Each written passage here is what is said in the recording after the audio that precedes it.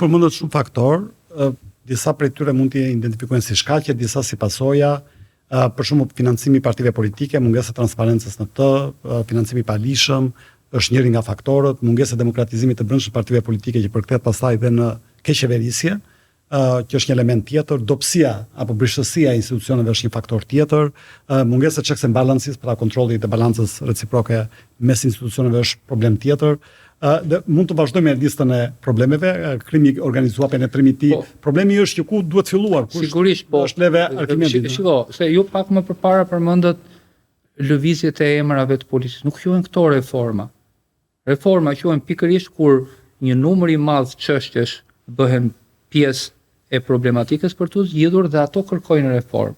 Ndërkohë që prap po I kthehen pjesës së informimit publik, shqiptarët janë në reformë. Po, dakor, po është duke bërë reformë. Është I gabuar artikulimi, është totalisht e papranueshme që në media bëhen disa lëvizje emrash dhe thot nëpër media raportohet reformë. Nuk është ajo reforma. Reforma është agjendë, gjitha këto që ju përmendët nga diskutimi im, ato përcaktojnë se çfarë duhet të ketë një reformë. Të gjitha këto Arian përcaktojnë vullneti politik për të adresuar shkaqet caktuara dhe për të dhënë drejtim përmes një strategjie koherente etj. Në momentin që mungon ky vullnet politik, si imponohet ky vullnet? Një formë është protesta apo? Vullneti politik edhe nëse përsëri o protesta, o presioni ndërkombëtar, o konkurrencë e brendshme e partive politike, se tre janë rrugët. Po edhe sigurisht dhe këtu vim pastaj në kontekstin demokratik, se po I kthehen përsëri për ta përdorur si pragmatës reformat e sektorit sigurisë të vitit 1991-92. Pra, ato erdhën si rezultat I kërkesës së publikut. Apo jo. Dhe në momentin që ka një kërkesë të publikut dhe I përgjigjet sistemi ose kërkesat e publikut përcaktojnë se kush zgjidhet, atëherë kemi një sistem të është gjithë vendet e lindjes, do të thënë Gjermania kreu për proces lustracioni apo Çekia shumë dakord, po do të them Shqipëria, problemi është në kushtet që kemi sot. Po dua të them që vendet e tjera të lindjes nuk janë tashmë në një pikë të një reforme sektori sigurisë 2, siç po them mund të shtit.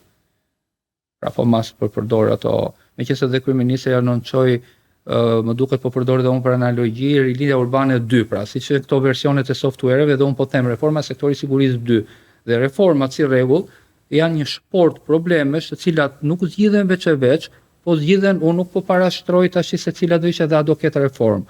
Unë thjesht po enumeroj, po rendis njësër problematikash të cilat nëse nuk adresohen në formën e një reforme të përgjithshme sektori sigurisë, e cila përdor si prag po them modelin e 91-shit dhe nëse në 91-92 ishte një set, një shport me problematika ndjashme cila do adresohen dhe përcaktuan trajektoren e reformës, sot paraprakisht duhet përcaktuar kjo shporta që cilën ti paraprakisht e bëre dhe për ta bërë këtë pjesë e reformës do duhet sigurisht që të vendoset në diskutimin publik dhe të shifet a do ketë vullnet për këtë gjë. Nuk mund të them, por që vullneti buron nga kërkesa dhe nëse presioni ose kërkesat e publikut do jenë të tilla që po ne duam reformë edhe në këtë sektor, sigurisht që do duhet të përgjigjet dhe mund të përgjigjet.